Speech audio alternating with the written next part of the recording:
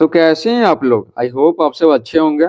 इस वीडियो में हम लोग क्लास 5 इंग्लिश का लेसन 2 पढ़ने वाले हैं, जिसका नाम है the smell of bread and the sound of money. ठीक है, ब्रेड में होता पावरोटी, तो पावरोटी का गंध और पैसे का ध्वनि। ठीक है, पैसे का ध्वनि। Let's think and tell. चलो सोचें और जवाब दें। पहला है B.1, answer this question orally. Orally में होता मौखिक। क्या होता? मौखिक होता। मौखिक यानी क्या? मुंह से बोलकर। मुंह से बोलकर। तो बोला गया है, इन प्रश्नों के उत्तर मौखिक दें, मुंह से बोलकर दें। पहला है what did the poor man enjoy every day. गरीब आदमी प्रतिदिन क्या आनंद उठाता था? तो देखिए आंसर लिखेंगे the sweet smell of the bread. ठीक है, पावरोटी का मीठा मीठा सुगंध, वो मजा करता था। ठीक है, सूंघता था तो उसको मजा आता था। बी है व्हाट डिड द जज ask the poor man to do. ठीक है, जज यानी न्यायाधीश। न्यायाधीश गरीब आदमी को क्या करने के लिए बोले? तो उसे बोले ना कि तुम्हारे पास कुछ पैसा है, अभी आपको कहानी समझाया, तो बोले ना कि कहानी समझा दिए तो क्वेश्चन आंसर समझने में कोई दिक्कत नहीं होगा। तो जज है ना, जज यानी न्यायाधीश गरीब आदमी को क्या करने के लिए बोला? तो to give the money he had, तो उसके पास जितने पैसे थे वो देने के लिए बोला। How much money did the poor man have.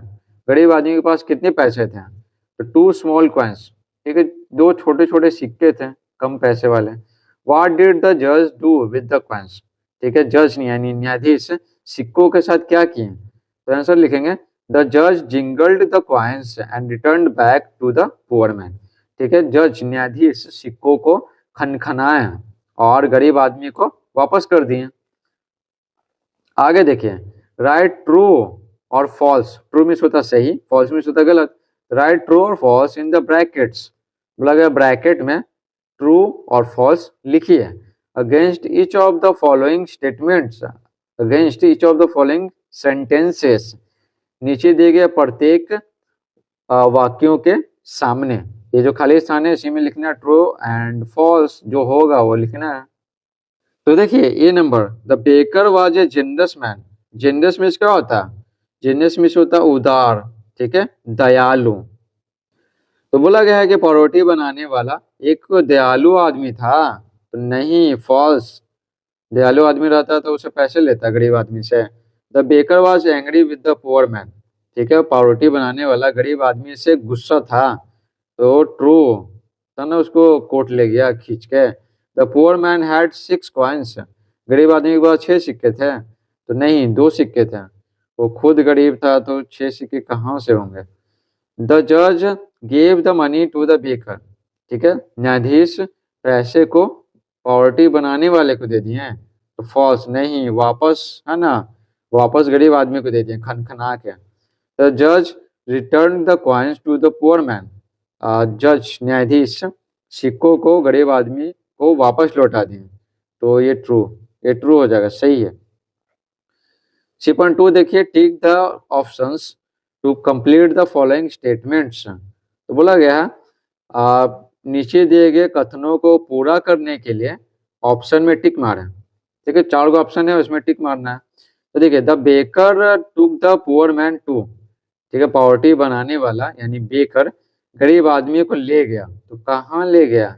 वो न्यायालय ले गया, कोर्ट। तो हो जाएगा court. The baker held out his hands. The baker held out his hand to take. ठीक है, पावरोटी बनाने वाला अपने हाथ को आगे बढ़ाया, टू टेक लेने के लिए। क्या लेने के लिए? तो सिक्कों को लेने के लिए, जज साहब से। The price for the smell of bread wash. ठीक है, बोला गया है कि पावरोटी का गंध का मूल्य था क्या? किसके बराबर मूल्य था? तो ये हो जाएगा द साउंड ऑफ मनी। ठीक है, पैसे की खनखनाहट, ध्वनि। आगे देखिए C.3, answer the following questions. नीचे दिए गए प्रश्नों के उत्तर दीजिए। ये है why was the baker angry with the poor man. ठीक है, पावरोटी बनाने वाला गरीब आदमी से गुस्सा क्यों था? ठीक है, क्यों था? तो चलिए आपको बताते हैं क्यों था। तो आंसर लिखेंगे the poor man use to come every day. ठीक है, टू द बेकिंग शॉप। तो बोला गया है कि गरीब आदमी पावरोटी बनाने वाली दुकान पर प्रतिदिन आया करता था। He used to enjoy the nice smell of baking bread, तो वह पावरोटी बनने का अच्छा सुगंध है ना वो मजा करता था, वो सूंघता था, ठीक है, सूंघ कर वो मजा करता था, सूंघ कर वो आनंद लेता था। The baker was angry with the poor man, ठीक है, पावरोटी बनाने वाला गरीब आदमी से गुस्सा था, क्योंकि एज ही डिड नॉट पे एनी मनी फॉर दिस, क्योंकि वह इसके लिए कोई पैसे नहीं देता था, ठीक है, कुछ भी पैसे नहीं देता था, और वो सोचता था कि इसके सूंघ रहा है तो पैसा दे बदले में। वाई डिड द जज जिंगल द कॉइन्स टुगेदर, ठीक है, न्यायाधीश सिक्कों को आपस में खनखनाए, क्यों, क्यों खनखनाए? तो आंसर लिखेंगे द जज knew that the poor man had only enjoyed the nice smell of the bread, ठीक है, जज साहब न्यायाधीश जानते थे कि गरीब आदमी सिर्फ पावरोटी का अच्छा सुगंध का आनंद उठाया था, ठीक है, पावरोटी का सिर्फ अच्छा सुगंध का आनंद उठाया था, न कि चुरा के खाया था। And the price of the smell could be only the jingle of the coins, बोले ना कि सुगंध का मूल्य है ना, सुगंध का मूल्य सिक्कों की खनखनाहट ही हो सकती है। सो द जज जिंगल्ड द कॉइन्स टुगेदर, इसलिए न्यायाधीश सिक्कों को आपस में खनखनाए, जिंगल्ड में होता है खनखनाए।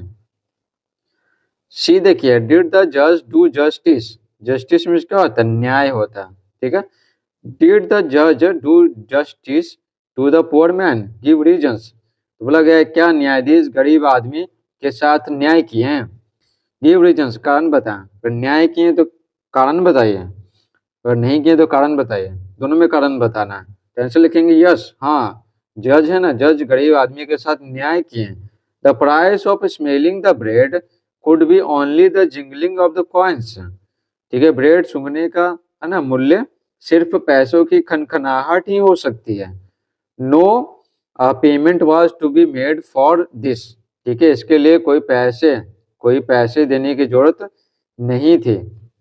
सो by returning back the two small coins to the poor man the जज did justice to the poor man, ठीक है, इसलिए गरीब आदमी को दो दो छोटे छोटे सिक्के वापस कर जज साहब ने गरीब आदमी के साथ न्याय किया, ठीक है, तो उसको वापस दे दिया ना, 2 रुपया लिए थे, कहानी में तो बता भी किए, उसको 2 सिक्का बोले ना कि पैसा है तुम्हारे पास, बोला कि हाँ 2 है, 2 सिक्का है, तो ले लिए, खनखना दिए, ठीक है, और फिर उसको वापस दे दिए। आगे देखिए D.1 match the words with their opposite meanings, बोला गया है शब्दों को उनके विलोम अर्थों से मिलाएं। One has been done for you, एक आपके लिए किया गया, एक करके दिखाया गया, नाइस मिस होता है बहुत बढ़िया, ठीक है, र्यूड मिस होता है क्रूड, कोई नाइस नेचर का होता है, कोई र्यूड नेचर का होता है, ठीक है, पनिशमेंट मिस होता है दंड, तो क्या होगा, रिवॉर्ड हो जाएगा, रिवॉर्ड मिस होता है पुरस्कार, ठीक है, स्टिंजी मिस होता है कंजूस, तो कंजूस का क्या होता है, जिनरस होता है, उदार, दयालु। एंग्री मिस होता है गुस्सा, तो क्या होता है एंग्री मिस गुस्सा, तो गुस्सा का उल्टा क्या होगा, शांत। काम मिस होता है शांत, CALM मिस होता है शांत। स्माइल मिस होता है मुस्कुराया, तो विप मिस क्या हो गया, रोया। हो गया कंप्लीट। आगे देखिए D.3 rearrange the jumbled letters to make meaningful words, तो बोला गया अर्थपूर्ण शब्दों को बनाने के लिए, ठीक है, जम्बल लेटर्स इधर उधर के लेटर को पुनः व्यवस्थित करें, तो ये जो है ना ये सब इधर उधर है, तो इसको देखिए सजाएंगे तो क्या हो जाएगा, मनी हो जाएगा, MONEY money, MONEY money, money में होता है धन, और इसका मतलब तो कुछ निकलता ही नहीं है, तो हमको सजाना है, ABCD इसमें जो लिखा हुआ है ना वो सजा करके कुछ अर्थपूर्ण शब्द बनाना है जिसका कुछ मतलब निकले, इसका कुछ मतलब निकल रहा है, नहीं निकल रहा है, लेकिन मनी का मतलब निकल रहा है कि मनी में होता है धन, रुपया, पैसा। आगे देखिए इसका मतलब क्या है, इसको सजाएंगे तो ब्रेड बनेगा, पावरोटी, इसको सजाएंगे ना तो क्या बनेगा, पुअर, गरीब बनेगा, इसको सजाएंगे तो कोर्ट बनेगा, COURT, कोर्ट में होता है न्यायालय, और इससे क्या होगा, ANGRY एंग्री, ठीक है, ANGRY, आर को ये वाला आर है ना यहाँ पे जी के बाद लगाएंगे ना तो हो जाएगा, और क्या, एंग्री में गुस्सा।